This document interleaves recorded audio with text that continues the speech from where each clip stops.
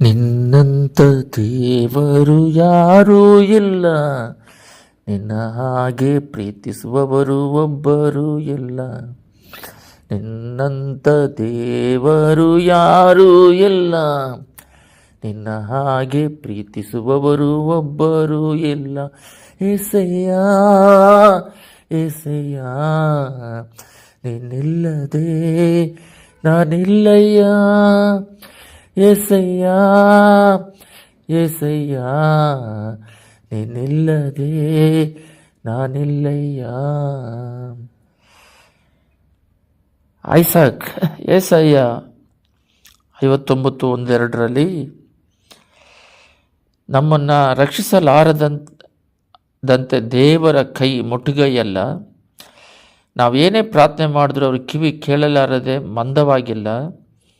ನಮಗೂ ದೇವರಿಗೂ ಮಧ್ಯದಲ್ಲಿ ನಮ್ಮ ಪಾಪಗಳು ದೇವರು ನಮ್ಮನ್ನು ಆಶೀರ್ವದಿಸಿದಾಗೆ ಅವ್ರ ಮುಖಕ್ಕೆ ಅಡ್ಡಿಯಾಗಿದೆ ಅಂತ 3 ಪಾಯಿಂಟ್ ಇದೆ.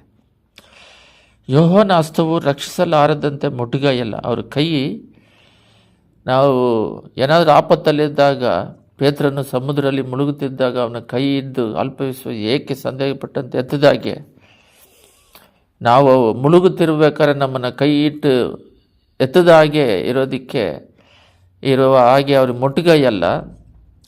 ನಾವೆಷ್ಟೇ ಪ್ರಾರ್ಥನೆ ಮಾಡಿ ಕೇಳಿದ್ರೂ ಕೇಳದಾಗೆ ಕಿವಿ ಮಂದವಾಗಿಲ್ಲ. ಕಷ್ಟದಲ್ಲಿ ಕೈ ಹಿಡಿದು ಎತ್ತದ ಹಾಗೆ ಇರುವ ದೇವರಲ್ಲ. ನಾವೆಷ್ಟೇ ಕಷ್ಟದಲ್ಲಿ ಕಿರ್ಚಿದ್ರು ಕೂಗಾಡಿದ್ರು ಕಿವಿ ಕೇಳದಿರೋಂಥ ದೇವರಲ್ಲ. ಆದರೆ ನಿಮ್ಮ ಅಪರಾಧಗಳೇ ನಿಮ್ಮ ದೇವರಿಂದ ನಿಮ್ಮನ್ನು ಅಗಲಿಸ್ತಾ ಬಂದಿದೆ. ನಿಮ್ಮ ಪಾಪಗಳೇ ಆತನ ಕೇಳಲಾರದಂತೆ ಆತನ ಮುಖಕ್ಕೆ ಅಡ್ಡಿಯಾಗಿದೆ. ನಮ್ಮ ಪಾಪಗಳು ಅವನಿಗೆ ಅಡ್ಡಿಯಾಗಿದೆ. ನಾವು ದೇವರನ್ನು ನಂಬಿಕೊಂಡು ದೇವರ ಮಕ್ಕಳಾದ ಮೇಲೆ ನೀರಲ್ಲಿ ಮುಳುಗಿ ಎದ್ದಿದ್ರೆ ಏನಾಗಲ್ಲ. ಮಾಮೂಲಿಯಾಗಿ ನೀರಲ್ಲಿ ಈಜೊಡಿತಾರೆ, ಒಳಗಡೆ ಮುಳುಗಿ ಎದ್ದೇಳ್ತಾರೆ. ಅದೆಲ್ಲ 1 ವಾರ ಟ್ರೈನಿಂಗ್ ಇರುತ್ತೆ, 1 ತಿಂಗಳು ಟ್ರೈನಿಂಗ್ ಇರುತ್ತೆ, ಒಂದು ವರ್ಷ ಕಾಲ ಚರ್ಚಿಗೆ ಬಂದು ಹೋಗ್ತಾ ಇರ್ತಾರೆ. ಪಾಪವನ್ನು ಕ್ಷಮಿಸಲ್ಪಟ್ಟು ಬಂದು ಮೇಲೆ ಒಂದು ದಿನ ಆ ನೀರಲ್ಲಿ ಮುಳುಗಿಸಿ ಎದ್ದಾಗ ಬ್ಯಾಪ್ಟಿಸಮ್ ಅಂತ ಹೇಳ್ತಾರೆ, ದೀಕ್ಷಾ ಸ್ನಾನ ಅಂತ. ಹೃದಯದಲ್ಲಿ ಒಂದು ಭಾವನೆ, ನಾನು ಸತ್ತೋದೆ ಪಾಪಕ್ಕೆ, ಇನ್ನು ಜೀವಿಸುವಿರೋದು ಯೇಸು ಪ್ರಭು. ಇನ್ನು ಮೇಲೆ ದುರಾತ್ಮ ನಮ್ಮ ಪಾಪಕ್ಕೆ ಸಂಬಂಧಪಟ್ಟ ಸ್ವಭಾವಗಳೆಲ್ಲ ನಿರ್ಮೂಲವಾಗಿ ಅದೆಲ್ಲ ದೇವರ ಹತ್ರ ಅರಿಕೆ ಮಾಡಿ ಬಿಟ್ಟುಬಿಟ್ಟು ನೂತನ ಸ್ವಭಾವವಾಗಿ ದೇವರನ್ನು ಸ್ವೀಕರಿಸಲು ನೀರು ಒಂದು ಚಿಹ್ನೆ ಗುರುತಷ್ಟೇ. ಆದರೆ ಹೃದಯದಲ್ಲಿ ಮಾರ್ಪಾಡು ಉಂಟಾಗಬೇಕು, ಬದಲಾವಣೆ ಉಂಟಾಗಬೇಕು. ಅದಾದ ಮೇಲೆ ನಮಗೆ ಸಮಾಧಾನ ಸಿಗುತ್ತೆ. ಯೋಹಾನಲ್ಲಿ ಹೇಳಿರುವ ಪ್ರಕಾರವಾಗಿ 14 ನನ್ನ ಸಮಾಧಾನವನ್ನೇ ನಿಮಗೆ ಕೊಡ್ತೀನಿ, ನಿಮ್ಮ ಹೃದಯ ಕಳವಳಗೊಳ್ಳದೆ ಇರುವ ಹಾಗೆ ನಿಮಗೆ ಸಮಾಧಾನವನ್ನು ಕೊಡ್ತಾರೆ. ಅದು ಯಾವ ರೀತಿ ಆ ಸಮಾಧಾನ ಇರುತ್ತೆ ಅಂತ ಹೇಳಿದ್ರೆ, ಅಪೊಸ್ತಲರ ಕಾರ್ಯದಲ್ಲಿ 12:5 ನಾವು ನೋಡುವುದಾದರೆ, ಪೇತ್ರನು ಬಂದ್ಬಿಟ್ಟು ಜೈಲಲ್ಲಿ ಹಾಕ್ಬಿಟ್ಟು 16 ಜನ ಕಾವಲುಗಾರರಾಗಿ ಇಡ್ತಾರೆ. ಅವ್ರನ್ನ ಆ ಜೈಲಲ್ಲಿ ಹಾಕ್ಬಿಟ್ಟು ಅವಾಗ್ತ ಯಾಕೋಬನನ್ನು ಕೊಂದು ಅರಸನಾದ ಹೆರೋದನು ಯಾಕೋಬನನ್ನು ಕೊಳ್ತಾನೆ. ಇದು ಯೂದರಿಗೆ ಭಾಳ ಸಂತೋಷ ಆಗುತ್ತೆ, ಮೆಚ್ಚುಗೆ ಆಗುತ್ತೆ ಅಂಥೇಳಿ ಪೇತ್ರನನ್ನು ಹಿಡಿದು ಮಾರನೇ ದಿನ ಕೊಲ್ಲೋದಕ್ಕೆ ಎಲ್ಲ ಸಿದ್ಧತೆ ಮಾಡೋದಕ್ಕೆ ಸೆರೆಯಲ್ಲಿ ಹಾಕ್ತಾನೆ, ಜೈಲಲ್ಲಿ ಹಾಕಿದಾಗ ಇನ್ನೇನು ಬೆಳಗ್ಗೆ ಅವನ್ನ ಕೊಲ್ಲಬೇಕು ಅಂತ ಇರ್ಬೇಕಾದ್ರೆ ನೈಟಲ್ಲಿ ಪೂರ್ತಿ ನಿದ್ದೆ ಮಾಡ್ತಿರ್ತಾರೆ. ನಾಳೆ ಜೀವ ಹೋಗುತ್ತಂತ ಹೇಳಿದ್ರೆ ಈ ನೈಟಲ್ಲಿ ನಿದ್ದೆ ಹೆಂಗೆ ಬರುತ್ತೆ? ಯಾರಿಗಾದರೂ ಒಬ್ಬರಿಗೆ ಬೆಳಗಿನ ಜಾವದಲ್ಲಿ ಅವ್ರನ್ನ ತಗೊಂಡೋಗಿ ಅವ್ರನ್ನ ಕೊಳ್ತಾ ಇದ್ದಾರೆ, ಸಾಯಿಸ್ತಾರೆ ಅಂದರೆ ನಿದ್ದೆ ಹೆಂಗೆ ಬರುತ್ತೆ? ಅದೇ ಪಾಪದಿಂದ ಬಿಡುಗಡೆ ಆದ ಮೇಲೆ, ದೇವರನ್ನು ಸ್ವೀಕರಿಸಿದ ಮೇಲೆ ಸಮಾಧಾನ ಅನ್ನೋದು ನಮ್ಮಲ್ಲಿ ಇರುತ್ತದೆ. ಈ ಸಮಾಧಾನ ಅನ್ನೋದು ದೇವರಿಗೂ ನಮಗೂ ಒಂದು ಐಕ್ಯತೆಯನ್ನು ಕೊಡುತ್ತೆ. ಈ ಸಮಾಧಾನ ನೋಡ್ರಿ, ದೇವರು ನಮಗೆ ಸಮಾಧಾನ ಇದೆ ಅಂತ ಹೇಳಿದ್ರೆ ದೇವರಿಗೂ ನಮಗೂ ಯಾವುದೇ ವಿಧವಾದ ಮಿಸ್ಅಂಡರ್ಸ್ಟ್ಯಾಂಡಿಂಗೋ, ಜಗಳಗಳು, ಫೈಟಿಂಗು ದೇವ್ರ ಹತ್ರ ಇಲ್ಲ. ದೇವರು ನಾವು ಹೊಂದಾಣಿಕೆ ಆಗಿದ್ದೀವಿ. ನಾವೇ ಆಲಯವಾಗಿದ್ದೀವಿ, ದೇವರಾತ್ಮನ ನಮ್ಮಲ್ಲಿ ವಾಸ ಮಾಡ್ತಾರೆ. ಇವೆಲ್ಲ ಗೊತ್ತಿರೋದೆ, ಅದು ಪ್ರಾಕ್ಟಿಕಲ್ ಆಗಿ ಜೀವಿತದಲ್ಲಿ ಅಳವಡಿಸ್ಕೋಬೇಕು. ಈ ರೀತಿ ನಾವು ದೇವರು ನಮ್ಮ ಜೊತೆಯಲ್ಲಿದ್ದಾಗ ನಮ್ಮ ಮೈಂಡಲ್ಲಿ ಸಮಾಧಾನ ಅನ್ನೋದು ಸಿಗುತ್ತೆ. ಅವರ ಚಿತ್ತವಿಲ್ಲದೆ ನಮ್ಮನ್ನು ಯಾರೂ ಮುಟ್ಟಕ್ಕಾಗೋದಿಲ್ಲ. ನಾವು ದೇವರ ಹತ್ರ ಒಳ್ಳೆ ಅನುಬಂಧವನ್ನು ಇಟ್ಕೊಂಡ್ರೆ ನಮಗೆ ಟೆನ್ಷನ್ನುಗಳು ಬರೋದಿಲ್ಲ, ಅವಿಶ್ವಾಸಗಳು ಬರೋದಿಲ್ಲ. ನಂಬಿಕೆ ಇಟ್ಟು, ಅದೇ ಸಮಾಧಾನ ಅಂದರೆ ದೇವರ ಮೇಲೆ ನಂಬಿಕೆ ಇಡುವಂಥದ್ದು, ದೇವರ ಸ್ವಭಾವಗಳು. ಈ ಸ್ವಭಾವನೇ ಇಲ್ಲದ ಹಾಗೆ ಅವಿಶ್ವಾಸದಲ್ಲಿ ಇಟ್ಕೊಂಡು ದೇವ್ರನ್ನ ಪ್ರೀತಿ ಮಾಡ್ತೀನಿ, ದೇವರ ಜೊತೆಯಲ್ಲಿ ನಾನು ಸಮಾಧಾನವಾಗಿರ್ತೀನಿ ಅಂದರೆ ಸುಳ್ಳು ಹೇಳ್ದಂಗೆ ಆಗುತ್ತೆ, ನಮ್ಮನ್ನು ನಾವೇ ಮೋಸ ಮಾಡ್ದಂಗೆ ಆಗುತ್ತೆ.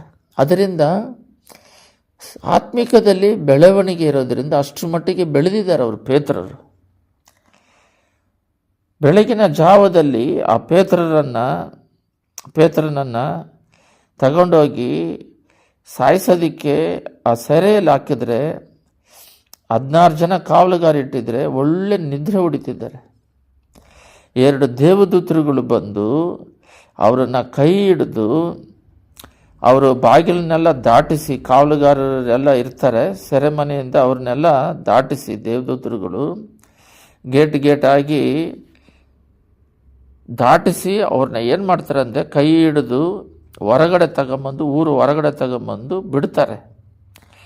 ಆದರೂ ಕೂಡ ಆಯಾಗಿ ನಿದ್ರೆ ಮಾಡ್ತಿರೋನು ಈ ಮನುಷ್ಯ ಕನಸು ಅಂದ್ಕೊಂಡು ಇನ್ನೂ ಆನಂದ ಪಡ್ತಿದ್ದಾರೆ ಹೊರತು ರಿಯಲ್ ಆಗಿ ಶರೀರಧಾರಿಯಾಗಿ ಕೈ ಹಿಡಿದು ಕರ್ಕೊಂಬಂದು ಹೊರಗೆ ಬಿಟ್ರೂ ಅಷ್ಟರ ಮಟ್ಟಿಗೆ ತಲೀನನಾಗ್ಬಿಟ್ಟಿದ್ದಾರೆ, ನೀಲನಾಗ್ಬಿಟ್ಟಿದ್ದಾರೆ ದೇವರ ಮೇಲೆ ನಂಬಿಕೆ ವಿಶ್ವಾಸದಲ್ಲಿ. ಮುಂಚೆ ಸಿಲುಬೆಗೆ ಹಾಕ್ಬೇಕಾದ್ರೆ ತಿರಸ್ಕರಿಸಿದ ದೇವರು ಸಂಪೂರ್ಣವಾಗಿ ತನ್ನನ್ನು ದೇವರಿಗೆ ಒಪ್ಪಿಸಿಕೊಟ್ಟಿದ್ದಾರೆ. ಎಷ್ಟೋ ಜನಕ್ಕೆ ನಿದ್ರೆಗಳು ಬರೋದಿಲ್ಲ, ನಿದ್ರೆ ಬರೋಲ್ಲ ಅಂತ ಕುಡಿತೀನಿ ಅಂತಾರೆ. ಕುಡ್ದಾಗಲೂ ಆ ವೇದನೆ ಇನ್ನೂ ಜಾಸ್ತಿ ಆಗುತ್ತೆ. ಕುಡಿಯೆಲ್ಲ ಮತ್ತೆ ಇಳಿದಾಗ ಇಂಜೆಕ್ಷನ್ ಮಾಡ್ತಾರೆ, ಟ್ಯಾಬ್ಲೆಟ್ ತಿಂತಾರೆ, ಆದ್ರೂ ಸರಿಗೆ ನಿದ್ದೆ ಮಾಡೋದಿಲ್ಲ. 1 ಅವರ್ ಬರ್ತದೆ.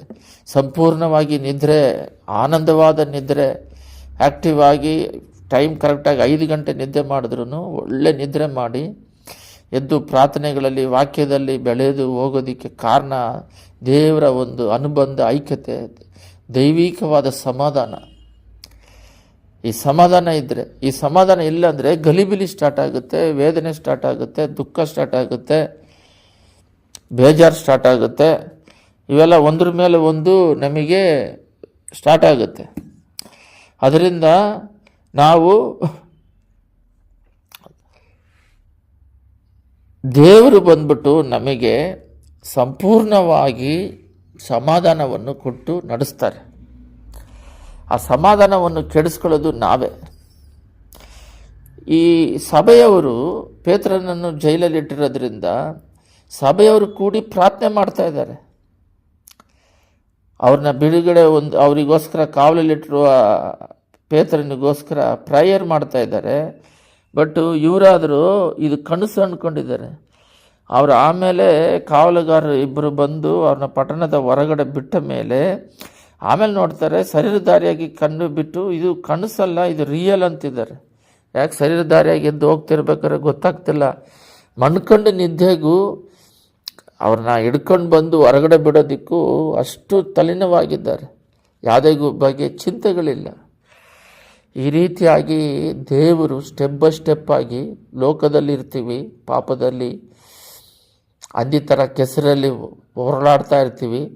ನಮ್ಮನ್ನು ಕರೆದು ನಮ್ಮ ಹಂದಿ ಹೃದಯವನ್ನು ತೆಗೆದು ಯೇಸು ಸ್ವಾಮಿ ಹೃದಯವನ್ನು ಅದನ್ನು ತೆಗೆದು ಹೊರಗಾಕಿ ಯೇಸು ಸ್ವಾಮಿ ಹೃದಯವನ್ನು ನಮಗೆ ಕೊಟ್ಟು ಪಾಪದಿಂದ ಬಿಡುಗಡೆ ಮಾಡಿ ಅವರ ಮಗನಾಗಿ ಸ್ವೀಕರಿಸಿ ಸಮಾಧಾನವೆಂಬ ಕಳವಳಗೊಳ್ಳದೇ ಇರುವ ನಿತ್ಯವಾದ ಒಂದು ದೈವಿಕ ನೆಮ್ಮದಿ, ಪ್ರಸನ್ನತೆ, ಕೃಪೆಯಿಂದ ನಮ್ಮ ಹೃದಯಗಳನ್ನು ತುಂಬಿಸ್ತಾರೆ. ಇದು ಆಶೀರ್ವಾದದಲ್ಲೇ ಉನ್ನತವಾದ ಆಶೀರ್ವಾದ. ಇದು ಇಷ್ಟಕ್ಕಿಲ್ಲದೆ ನಮಗೆ ಇದು ನಿತ್ಯಕ್ಕೆ ಕರ್ಕೊಂಡು ಹೋಗುತ್ತೆ, ಯುಗ ಕಾಲ ದೇವರ ಹತ್ರ ಇರೋದಕ್ಕೆ. ಈ ಆಶೀರ್ವಾದಕ್ಕಿಂತ ಲೌಕಿಕವಾದ ಆಶೀರ್ವಾದಕ್ಕೆ ಜನಗಳು ಹುಡುಕ್ತಾ ಇದ್ದಾರೆ. ಅದಕ್ಕೆ ಅವರಿಗೆ ಲೌಕಿಕವಾದ ಆಶೀರ್ವಾದ ಇರುತ್ತವೆ, ಆದರೆ ಆತ್ಮಿಕ ಆಶೀರ್ವಾದ ಇಲ್ಲದ ಹಾಗೆ ವೈಯಕ್ತಿಕವಾಗಿ ಕುಟುಂಬದಲ್ಲಿ ಸಮಸ್ಯೆ, ಮಕ್ಕಳಲ್ಲಿ ಸಮಸ್ಯೆಯನ್ನು ಅನುಭವಿಸ್ತಾ ಇದ್ದಾರೆ. ಆದರೆ ಪೇತ್ರನು ನಿಜವಾದ ದೈವಿಕ ಸಮಾಧಾನ ಇರೋದರಿಂದ, ದೇವರ ಜೊತೆಯಲ್ಲಿ ಒಳ್ಳೆ ಅನುಬಂಧ ಇಟ್ಟಿರೋದ್ರಿಂದ ಸಾಯ್ತೀನಿ ಅಂತ ಹೇಳಿದ್ರೂ ದೇವರ ಚಿತ್ತವಿಲ್ಲದೆ ದೇವರ ಕಾರ್ಯಗಳು ಇವೆಲ್ಲ ನಡೆದ ಹಾಗೆ ನಮಗೇನಾಗಲ್ಲ ಅಂಥೇಳಿ ದೇವರ ಮೇಲೆ ಸಂಪೂರ್ಣವಾಗಿ ಆಧಾರ ಪಟ್ಟಿರೋದ್ರಿಂದ, ದೈವಿಕ ಸಮಾಧಾನ ಅವ್ರನ್ನ ಆವರಿಸಿಕೊಂಡಿರೋದ್ರಿಂದ ಅವರು ಯಾವುದ್ರ ಬಗ್ಗೆನೂ ಚಿಂತೆ ಇಲ್ಲ. ಪ್ರಾಣ ಹೋಗುತ್ತಂದ್ರೂ ಚಿಂತೆ ಇಲ್ಲ. ಇವಾಗ ಮನುಷ್ಯನಿಗೆ ಚಿಂತೆ ಜಾಸ್ತಿ ಆಗಿದೆ.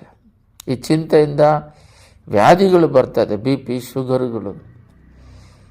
ಯಾವಾಗ ನೋಡಿದ್ರೂ ಕಳವಳ. ಹೆಂಗೆ ಮಕ್ಕಳನ್ನ ಓದಿಸೋದು, ಹೆಂಗೆ ಮಾಡೋದು, ಹಂಗೆ ಮಾಡೋದು, ಫ್ಯೂಚರ್ ಬಗ್ಗೆ ಕಳವಳ, ಕುಟುಂಬದ ಬಗ್ಗೆ ಕಳವಳ. ಇದಕ್ಕೆ ಏನಾದರೂ ರೋಗ ಬಂದರೆ ಎಲ್ಲಿಗೆ ದುಡ್ಡಿಲ್ಲ ಅಂತೇಳಿ ಮನುಷ್ಯರನ್ನ ಯಾರನ್ನ ಕೇಳೋದು, ಏನಂತ ಆಧಾರ ಪಡುವುದು. ಏನಾದರೂ ಸಮಸ್ಯೆ ಬಂದರೆ ಯಾವ ಡಾಕ್ಟ್ರ್, ಯಾವ ಆಸ್ಪತ್ರೆಗೆ ಹೋಗೋದು. ಈ ಲೌಕಿಕವಾದ ಚಿಂತೆಯಲ್ಲೇ ಮುಳುಗಿದ್ದಾರೆ. ಪ್ರಾಣ ಹೋಗುತ್ತಂದ್ರೇ ಚಿಂತೆ ಪಡೆದವರು ಮನುಷ್ಯ. ಇವರು ಸರ್ವಸಾಧಾರಣವಾದ ಚಿಕ್ಕ ವಿಷಯಕ್ಕೆಲ್ಲ ಚಿಂತೆ ಪಡ್ತಾರೆ. ಇದಕ್ಕೆ ಕಾರಣ ಏನಂದರೆ, ಸಮಾಧಾನ ನಮ್ಮಲ್ಲಿದ್ದಾಗ ಆಕಾಶನೇ ಕೆಳಗೆ ಬಂದು ಬಿದ್ದರೂ ನಮಗೆ ಸಮಾಧಾನ ಇರುತ್ತೆ.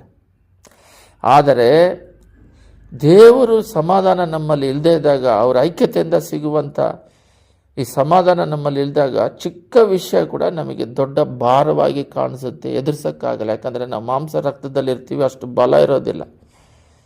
ನಮ್ಮ ಹೃದಯದಲ್ಲಿ ಸ್ಟ್ರೆಂತ್ ಇಲ್ಲ, ಅದು ಬಲಪಡಿಸಬೇಕು. ಅದಕ್ಕೆ ಪ್ರಾರ್ಥನೆ, ವಾಕ್ಯ, ದೇವರ ಮಕ್ಕಳ ಜೊತೆ ಐಕ್ಯತೆ, ಸಭೆಗಳು.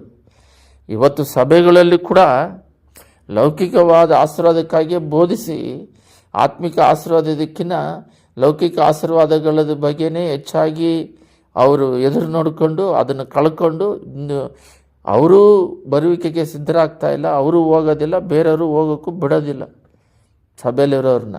ಹಂಗಾಗಿದೆ. ವಿಶ್ವಾಸಿಗಳೇನು ಕಮ್ಮಿ ಅಲ್ಲ, ಅವರು ಸತ್ಯ ಎಲ್ಲಿದೆ ಅಲ್ಲಿ ಹೋಗೋದಿಲ್ಲ. ಅವ್ರೇನು ಮಾಡ್ತಾಯಿದ್ದಾರೆ, ಅವರಿಗೆ ಎಂಟರ್ಟೈನ್ಮೆಂಟಿಗೋಸ್ಕರ ಹೋಗ್ತಾರೆ. ಜೀವಿತದಲ್ಲಿ ನೆಮ್ಮದಿ ಸಮಾಧಾನ ಇಲ್ಲ. ಸತ್ಯದ ಮಾರ್ಗದಲ್ಲಿ ನಡೆಸೋರು, ಬೋಧಿಸೋರು, ಅವರು ಚರ್ಚಿಗೆ ಬರೋದೇ ಅವ್ರನ್ನ ದೇವರಾಗಿ ಮಾರ್ಪಡಿಸಿ, ಟ್ರಾನ್ಸ್ಫಾರ್ಮೇಷನ್ ಅವ್ರನ್ನ ಮಾರ್ಪಡಿಸಿ ಬರುವಿಕೆಗೆ ಸಿದ್ಧ ಮಾಡೋದು. ಚರ್ಚಿನ ಪ್ರೀತಿಸೋದು, ಸೇವಕರನ್ನ ಬೇಗಿನ ಪ್ರೀತಿಸೋದು, ದೇವರಿಗಿನ್ನ ಯಾವುದ್ರ ಮೇಲೆ ನಾವು ಆಧಾರ ಪಟ್ಟಿರೋದು ಶಾಪಗ್ರಸ್ತನಂತ ದೇವರು ಹೇಳಿದ್ದಾರೆ. ಮೊದಲನೇ ಸ್ಥಾನ ದೇವರಿಗೆ ಕೊಡಬೇಕು.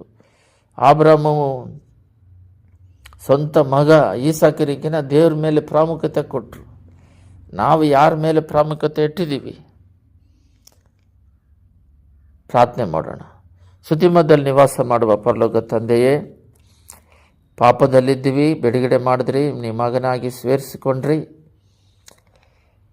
ಅಪ್ಪ, ಪ್ರಾರಂಭದಲ್ಲಿ ನಾವು ಪಾಪದಲ್ಲಿದ್ದಾಗ ನಮ್ಮ ಪ್ರಾರ್ಥನೆ ಕೇಳಲಾರದಂತೆ ಕಿವಿ ಮಂದವಾಗಿಲ್ಲ, ನಮ್ಮ ರಕ್ಷಿಸಲಾರದಂತೆ ನಿಮ್ಮ ಕೈ ಮುಟ್ಟುಗೈಯಲ್ಲ, ಪಾಪಗಳು ಅಡ್ಡಿಯಾಗಿತ್ತು.